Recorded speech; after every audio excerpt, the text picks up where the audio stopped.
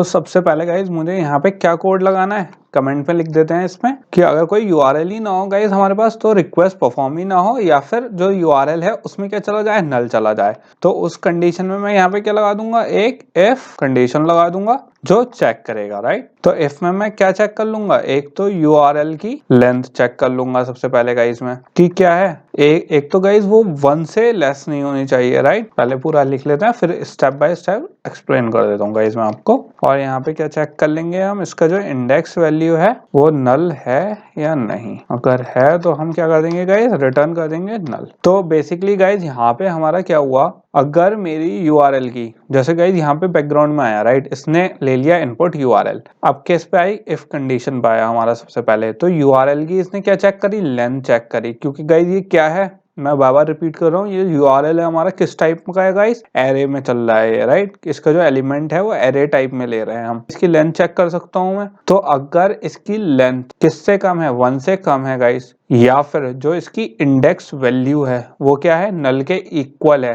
तो मैंने अब गाइस अगर मैं यहाँ पे रिटर्न नल नहीं करूंगा, यहाँ पे रिटर्न नल मैंने क्यों करा है बेसिकली, अगर दोनों में से कोई भी एक कंडीशन क्या है, ट्रू है, ये क्या है गाइस, और कंडीशनल ऑपरेटर है, या ये हो, दोनों में से कोई भी कंडीशन अगर ट्रू हो गई तो हमारी इफ कंडीशन क्या हो जाएगी, चल जाएगी, और हमारा रिटर्न क्या दे देगा, नल। और गाइस ये हमने इसलिए दिया है यहाँ पे ताकि वो जो अंदर का हमारा कोड है उसे को फेच ही ना करे, सिंपल क्या रिटर्न दे दे, हमें नल दे दे, मतलब कुछ स्क्रीन में कुछ वैल्यू आएगी नहीं, तो हमारा जो ऐप है गाइस वो क्रैश नहीं होगा। और इससे एक चीज और क्या होगी गाइस, अगर हमारी ये इफ कंडीशन क्या हो गई, फॉल्स हो गई कि लेंथ भी ज्यादा है हमारी और जो जीरोथ एलिमेंट है हमारा वो भी नल नहीं है, तो बेसिकली ये वाली कंडीशन रन नहीं होगी इफ वाली, सिंपल किस पर आएगा, इवेंट पे आ जाएगा और वो प्रोसेस हो जाएगा गाइस हमारा रिजल्ट। तो हमारी एक तो कंडीशन, एक तो जो हमारी जो एरर आ सकती थी वो हमने क्या कर दी, नलिफाई कर दिया गाइस, उसको क्या कर दिया हमने, हैंडल कर लिया यहाँ पे कि अगर बाय चांस ये हुआ तो कैसे होगा।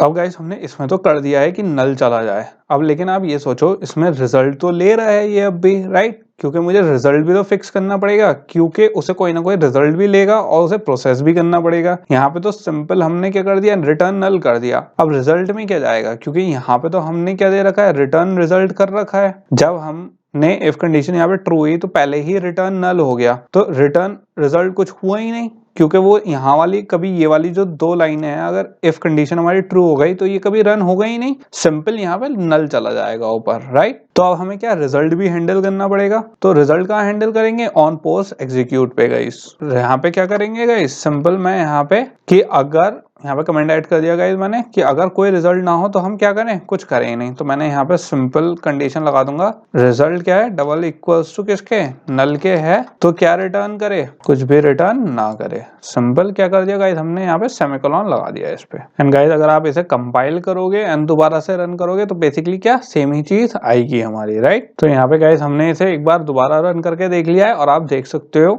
हमने चेंजेस करने के बाद भी हमारा कोई इसमें चेंज नहीं हुआ है, जैसा था वैसी ही दिख रहा है। तो गाइज मैं जो अपडेटेड वाला कोड है वो भी डिस्क्रिप्शन बॉक्स में डाल दूंगा, तो आप वो भी एक बार चेकआउट कर लेना, राइट। अगर किसी को देखना हो और इसमें भी कोई प्रॉब्लम आ रही हो तो आप वो भी चेकआउट कर सकते हो। तो गाइज इससे हमारा क्या बेनिफिट हुआ, हमारा कोड एरर प्रूफ हुआ और हमारी क्या हो गई, कोई प्रॉब्लम नहीं आएगी। एंड सिंपल गाइज यहाँ पे हमारा सब कुछ हो गया है, इफ हमारी यहाँ पे सब बिल्कुल जैसे हमने अकॉर्डिंगली था वैसे ही चल रहा है। ये सिर्फ क्या है हमारा सिक्योरिटी के लिए है कि हमारे कोई फेटल एरर क्रैशेस के लिए है, ताकि हमारे जो हमें पता है।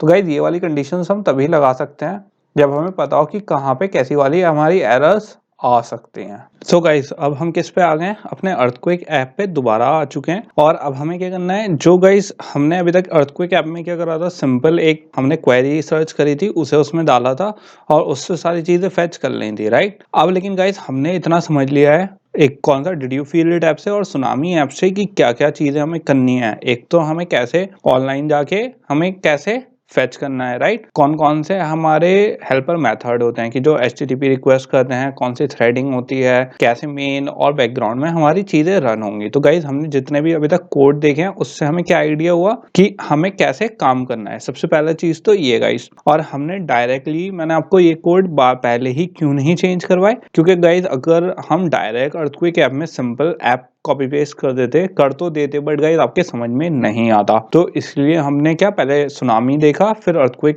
डिड यू फील इट देखा, जिससे हमने क्या समझा, अलग अलग कॉन्सेप्ट समझे एंड कौन सा कोड किस लिए यूज होता है वो समझा। तो गाइस अब हमारा टाइम आ चुका है कि हम अर्थक्वेक रिपोर्ट में चेंजेस कर रहे हैं कि जो जो चीजें अभी तक हमने समझी हैं। तो गाइस एक बार आप खुद क्या करो, अपने स्टेप्स प्लान करके देखो कि आपको कितना समझ में आया है कि अगर हमें अब अर्थक्वेक रिपोर्ट को अगर सिंपल एक यूआरएल से डेटा फेच करना है, राइट, तो उसमें हमें क्या चेंजेस करने पड़ेंगे। मतलब एक लिस्ट नहीं आया आपको कोई इशू नहीं है, बट एक बार ट्राई करके देखना गाइस। बहुत ये आपके लिए क्या है, आपकी ही अंडरस्टैंडिंग के लिए कि आपको कितना समझ में आ रहा है और कितना बेटर आपके स्टेप्स मतलब एट द पॉइंट रहे हैं गाइस। तो गाइस बेसिकली इसमें हमें क्या क्या देखना है, सबसे पहला जो हमारा स्टेप है वो हमें क्या देखना है अपने उसमें कि कैसे जो हमारा जो क्वेरी यूटिल्स में हमने जो जेसन रिस्पॉन्स हार्डकोर कर रखा था उसे हटाना है सबसे पहले। मतलब जो हमने गाइस क्वेरी थी अभी तक हम कैसे डेटा फेच कर रहे थे, जो एक हमने क्वेरी दे रखी थी उस क्वेरी से डेटा उठा के हम डायरेक्ट अपने ऐप में दिखा दे रहे थे, राइट, किसमें, अर्थक्वेक रिपोर्ट में। अब हमें क्या करना है, खाली एक यूआरएल से कोई भी एक यूआरएल उठाना है, उससे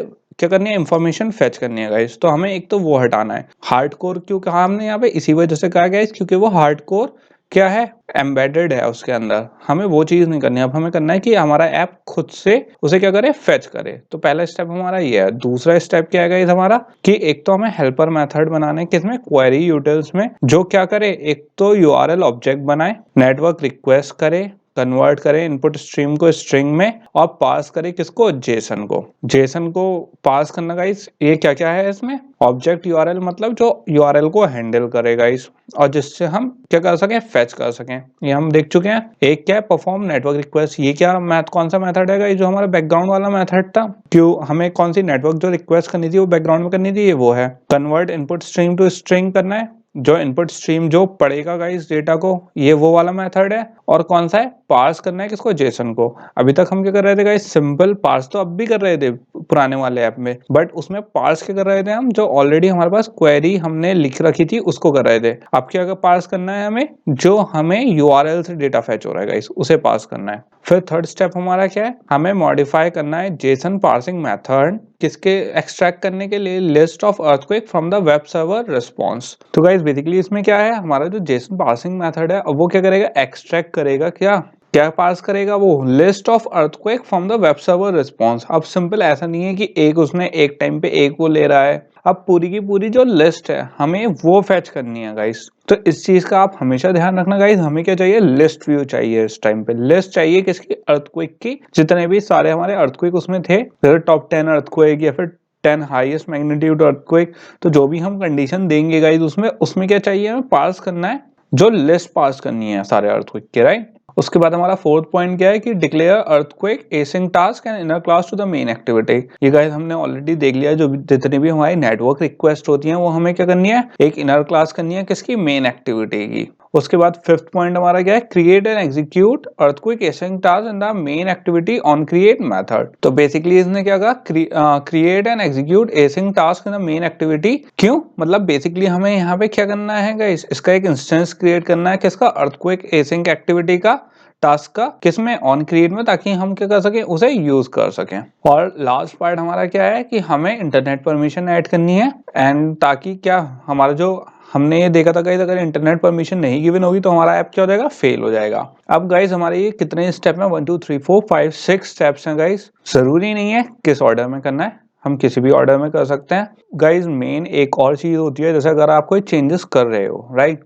तो हमेशा छोटे छोटे चेंज करने के बाद ऐप को क्या रन करा के देख लेना चाहिए। जैसे मैं आपको एक चेंज करता हूँ, रन करा के दिखाता हूँ, एक चेंज करता हूँ, कभी भी ऐसा नहीं करना चाहिए सारी चीजें कर ली फिर रन करा के देख रहे हो। क्योंकि गाइज अगर आप थोड़े थोड़े चेंजेस करोगे, रन करा के देख लिया कि अच्छा यहाँ पर हमारा ऐप रन सही हो रहा है, तो आप ट्रैक कर सकते हो कि हमारी कौन सी चीज, अगर कोई गड़बड़ हो भी गई है तो आपको पता है आपने क्या चेंज करा है। लेकिन अगर आप सारी चीजें पहले चेंज कर लोगे और फिर रन करा के देखोगे तो आप उसमें गैस नहीं कर पाओगे, आप नहीं पकड़ पाओगे कि क्या चीज से हमारी क्या ब्रेक हुआ है। तो एक तो ये बहुत इंपॉर्टेंट पॉइंट है गाइस। अब गाइस इसमें एक थोड़ा सा अपनी कोडिंग टास्क पे पहुंचने से पहले क्या कर लेते हैं, एक थोड़ा सा आइडिया ले लेते हैं कि अगर आप एक बार ट्राई करके देखो, ये क्या है हमारी अर्थक्वेक एसिंग टास्क, जो हम एक क्या बनाएंगे, एसिंग टास्क को हैंडल करने के लिए क्लास बनाएंगे जो क्या है, एक इनर क्लास होगी जो किसको एक्सटेंड करेगी, एसिंग टास्क को। तो आप इसमें ये दो हमारे पास जेनरिक क्लास के जो पैरामीटर हैं उनका सोच के देखो कि एक तो हमारी स्ट्रिंग है, बाकी दो हमारे यहाँ पे क्या आएंगे। एक बार वीडियो पॉज करके आपको जितना अभी तक पढ़ा है हमने उसके बेसिस पे कि क्या इसके पैरामीटर्स होंगे। तो गाइस पहला पैरामीटर तो होगा हमारा वॉइड, क्योंकि ये कौन सी है गाइस हमारी, ये वाला कौन सा पैरामीटर था जो हमें प्रोग्रेस बताता है कि अगर कोई डाउनलोड या ऐसा कुछ चल रहा है तो हमें प्रोग्रेस अपडेट देता है। अब गाइस इसमें हमारी कोई डाउनलोडिंग तो हो नहीं रही है, तो यहाँ पे इसलिए हमारा क्या है, वॉइड है। फर्स्ट हमारा स्ट्रिंग क्यों है, क्योंकि हमें स्ट्रिंग टाइप में चाहिए। ओके, एंड थर्ड क्या है हमारा, लिस्ट अर्थक्वेक। तो गाइस यहाँ पे हमने क्या करा है, एक लिस्ट टाइप का अर्थक्वेक ऑब्जेक्ट बनाया है जो हमें क्या देगा, लिस्ट फैच करके देगा सारे अर्थक्वेक की। आई नो यहाँ पे थोड़ा सा कंफ्यूजन होगा आपको कि यहाँ पे हमने ऐसे कैसे लिया है कि लिस्ट क्यों बनाई है अर्थक्वेक की, राइट। तो इस पे एक थोड़ा सा जल्दी से समझ लेते हैं कि ये क्या है और फिर आगे अपनी कोडिंग पे बढ़ते हैं गाइस।